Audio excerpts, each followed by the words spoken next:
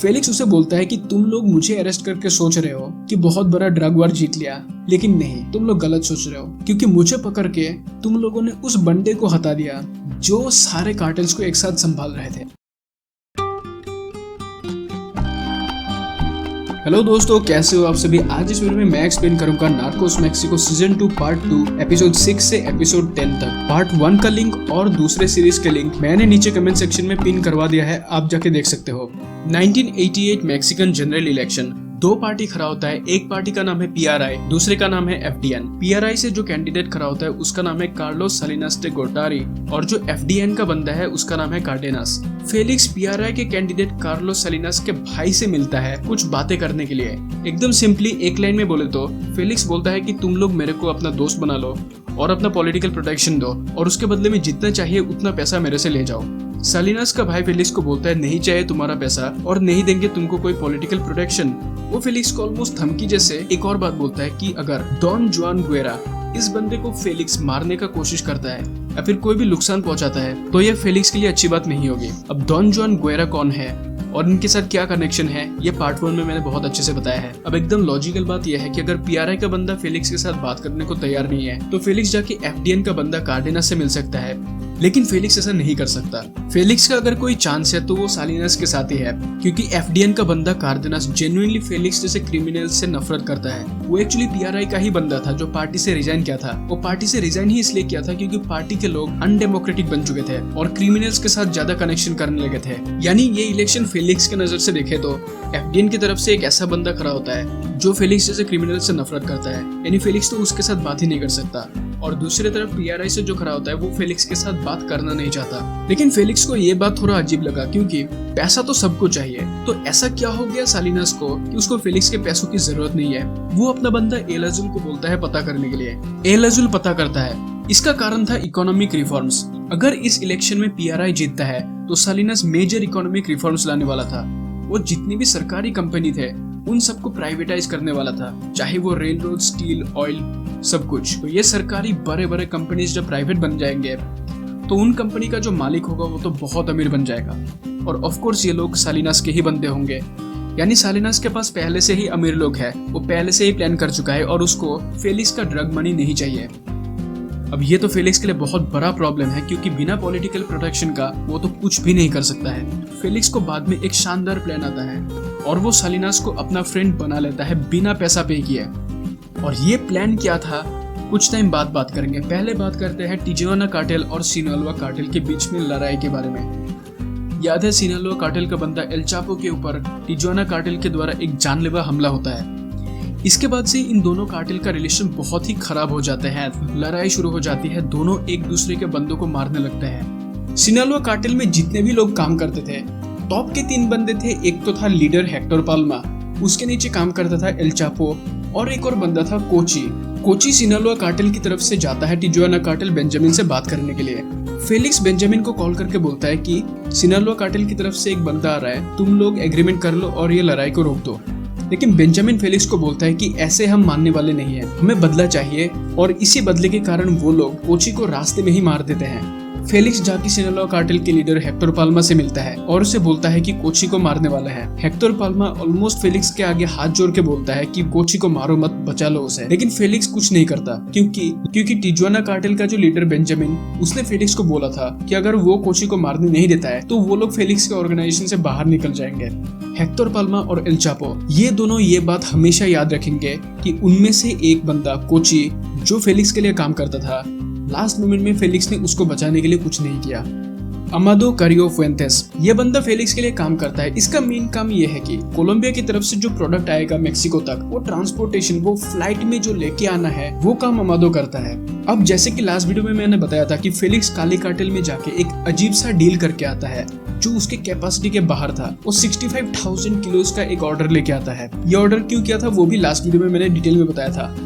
अब प्रॉब्लम यह है कि इतना सारा प्रोडक्ट एक साथ लाने का कैपेसिटी फेलिक्स के पास नहीं था। तो वो क्या करता है, अमादो कारियो फुएंटेस को हुआरेज नाम का एक जगह में भेजता है।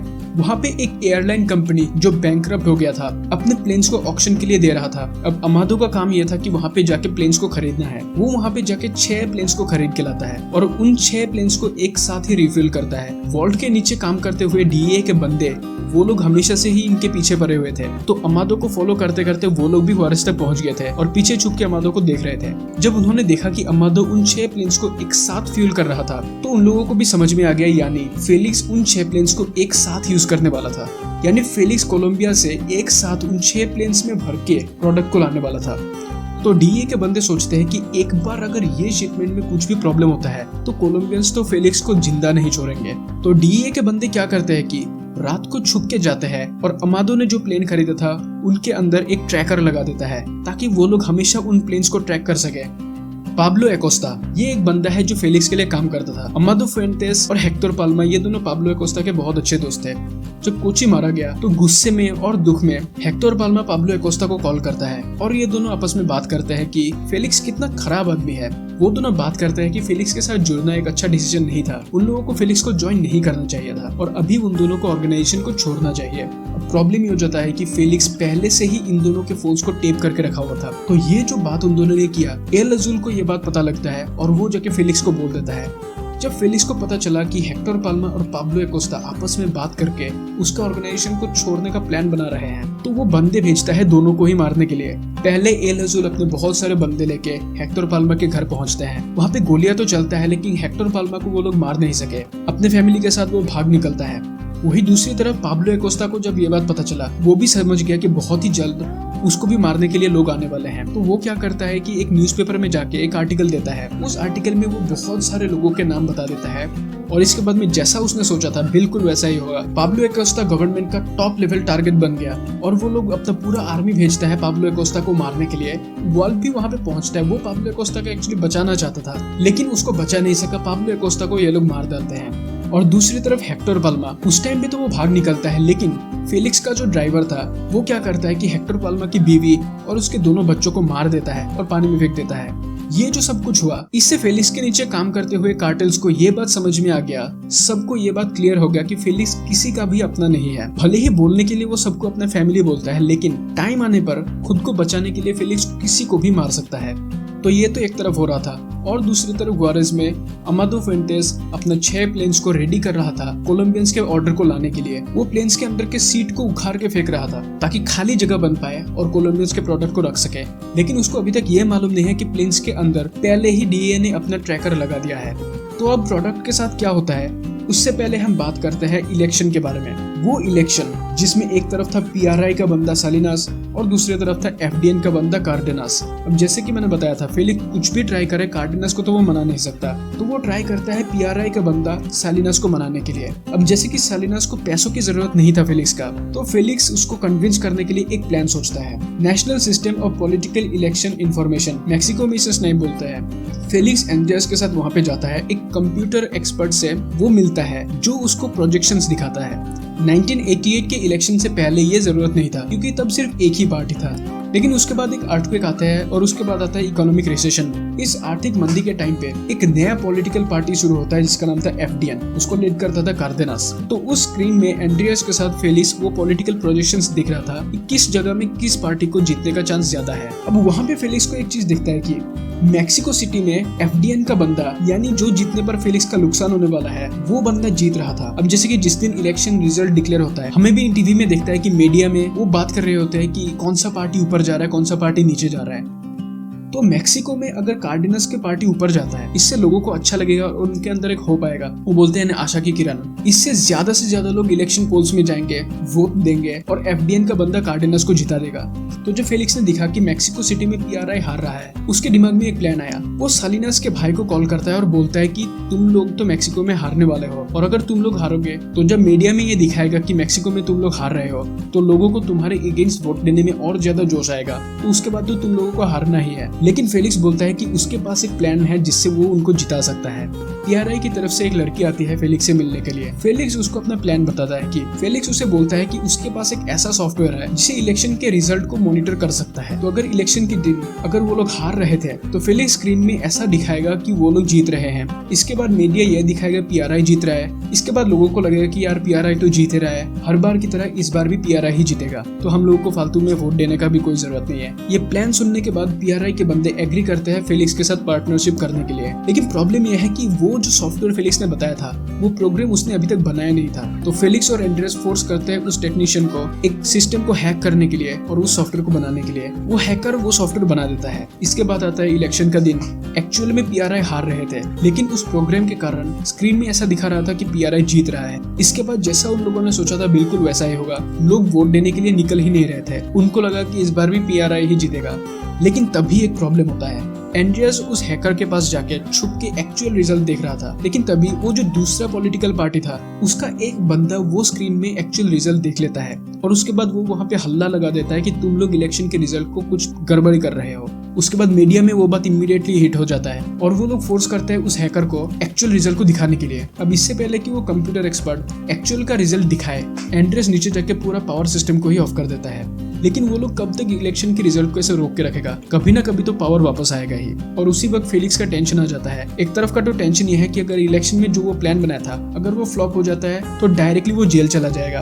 दूसरी तरफ वो जो ऑलमोस्ट 65,000 किलोज जो बाद में बढ़ के 70,000 किलोज हो गया था, Pacho Herrera extra as a gift 5,000 kilo ज्यादा प्रोडक्ट दे रहा था। अगर उस प्रोडक्ट में कुछ भी गड़बड़ी होता है तो काली कार्टेल के बंदे उसको जिंदा नहीं छोड़ेंगे। इसी टेंशन में फेलिक्स एक और प्लान सोचता है। वो टिजुआना कार्टेल कॉल करता है बेंजामिन को और सिनालोआ कार्टेल में कॉल करता है एल चापो को। अब सिनालोआ कार्टेल में सिर्फ एल चापो बचा है क्योंकि कोची को मार दिया और हेक्टर पल्मा को भगा दिया। फेलिक्स का नया प्लान यह था कि हैकिंग करके वो इलेक्शन रिजल्ट को नहीं चेंज कर पाया तो वो फिजिकली जाके चेंज करेगा। वो बेंजामिन को और एल चापो को बोलता है कि जो करना है करो, किसी को मारना है मारो, बंदूक दिखाना है दिखाओ, लेकिन इलेक्शन के पोल्स में जाओ और फोर्स करो कि लोग पीआरआई को वोट दे। वो लोग जाता है, जाके क्या करता है कि इलेक्शन पोल्स में जो ऑफिसर्स बैठे थे उनके सामने बंदूक रख के बोलता है कि पीआरआई के हर एक वोट के पीछे एक एक जीरो लगा दो। इससे ऑब्वियसली 100 की जगह में 1000 हो जाएगा, 10 की जगह में 100 हो जाएगा। और ऐसे करते करते पीआरआई के पास एक बहुत बड़ा वोटिंग मेजोरिटी आ गया और वो लोग इसके बाद एक्चुअल जो वोटिंग के बैलेट पेपर्स थे उनको जला देता है। इसके बाद फाइनली फेलिक्स का प्लान सक्सेसफुल हुआ और इलेक्शन में पीआरआई जीत गया। यानी इलेक्शन का टेंशन तो फेलिक्स खत्म। जो उसने सोचा था बिल्कुल वैसा ही हुआ। ये मेक्सिको के हिस्ट्री का सबसे करप्टेड इलेक्शन था।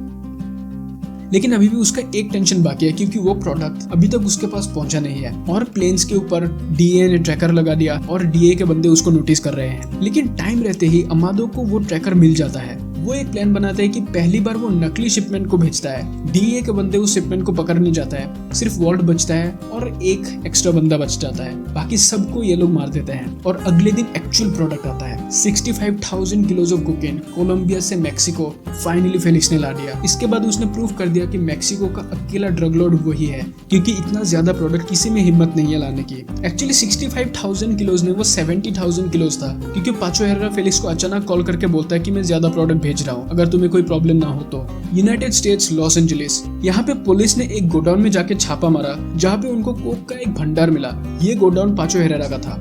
जब इस गोडाउन को पुलिस ने पकड़ लिया तो इससे पाचो हेरेरा को ऑलमोस्ट $7 बिलियन का नुकसान हुआ। तो इसके बाद वो ऑलमोस्ट डेस्परेट होके फेलिक्स से मिलता है और बात करता है कि वो ज्यादा प्रोडक्ट भेजेगा ताकि फेलिक्स ज्यादा प्रोडक्ट को ट्रांसफर कर सके और वो थोड़ा ज्यादा पैसा कमा सके क्योंकि उसको पैसों की बहुत जरूरत थी। लेकिन तब फेलिक्स बोलता है कि गेम चेंज हो चुका है, अब तुम बॉस नहीं हो, अब मैं बॉस हूँ। और अब नया रूल ये है कि जितना प्रोडक्ट कोलंबिया से आएगा ऑलमोस्ट आधा वो फेलिक्स अपने हिसाब से यूज करेगा। यानी फेलिक्स खुद भी रिटेल बिजनेस में आने वाला है। ये बात फेलिक्स ने खुद डिसाइड किया था, उसने कार्टेल की किसी भी बंदों से पूछा नहीं था। फेलिक्स इसके बाद सारे कार्टेल्स को एक साथ बुलाता है और बोलता है कि गेम का रूल चेंज हो चुका है, अभी वो लोग रिटेल बिजनेस में भी आ चुके हैं। कार्टेल के बंदे बोलते हैं कि हमने ये बात डिसाइड कब किया, तुमने हमसे पूछा तो नहीं। फेलिक्स तब बोलता है कि ये बात हमने डिसाइड नहीं किया, ये बात मैंने डिसाइड किया है। अब से हम रिटेल बिजनेस में आएंगे क्योंकि मैं चाहता हूँ रिटेल बिजनेस में आना।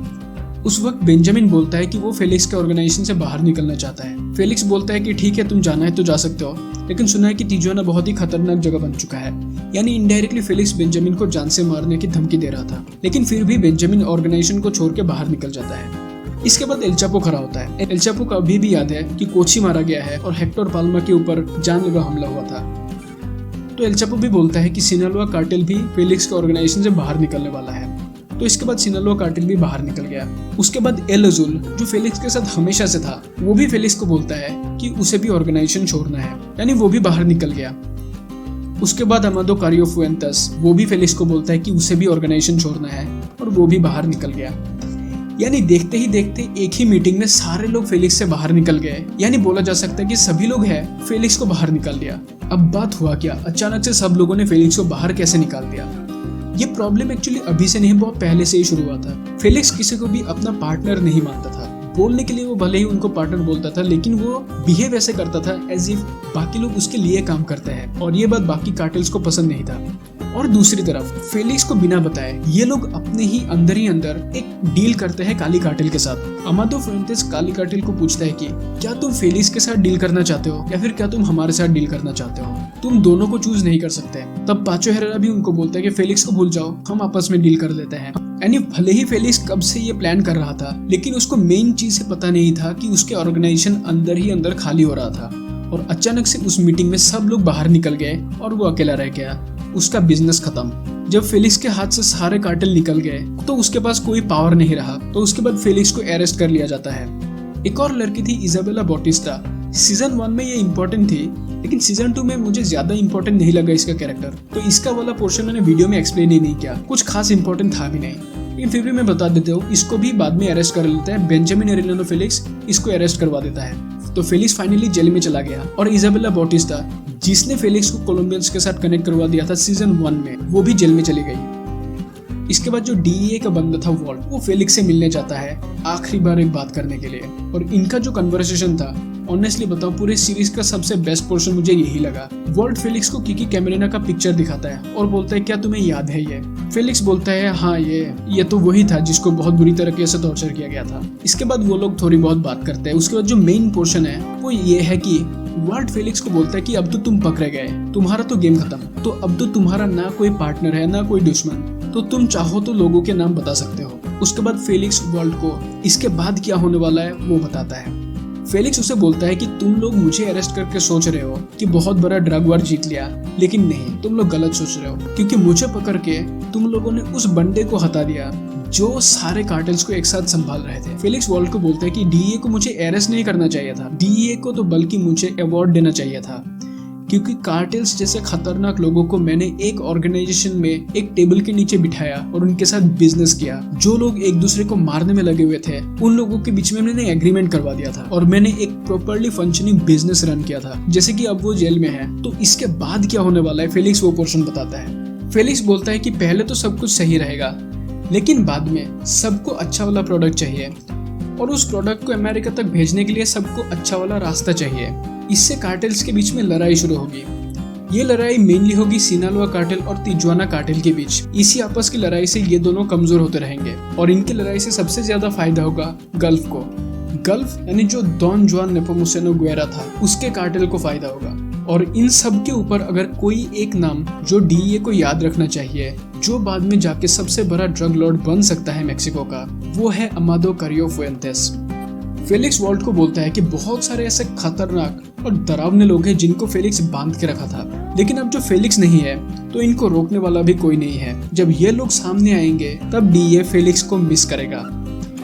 इसी के साथ हमारा नार्कोस मेक्सिको सीजन 2 खत्म होता है। नेक्स्ट वीडियो में मैं एक्सप्लेन करूंगा एल चापो, क्योंकि एल चापो 3 सीजन्स का लंबा सीरीज है। तो बीच में ब्रेक लेने के लिए अगर मैं कोई दूसरा मूवी देखता हूँ, मोस्ट प्रोबेबली गॉडफादर देखने वाला हूँ, तो उसका भी समरी में बीच में अपलोड कर सकता हूँ। लेकिन सीरीज बोलने से नेक्स्ट आएगा एल चापो सीजन 1 पार्ट 1। बहुत जल्दी मिलते हैं अगले वीडियो में। Thank you, goodbye and take care.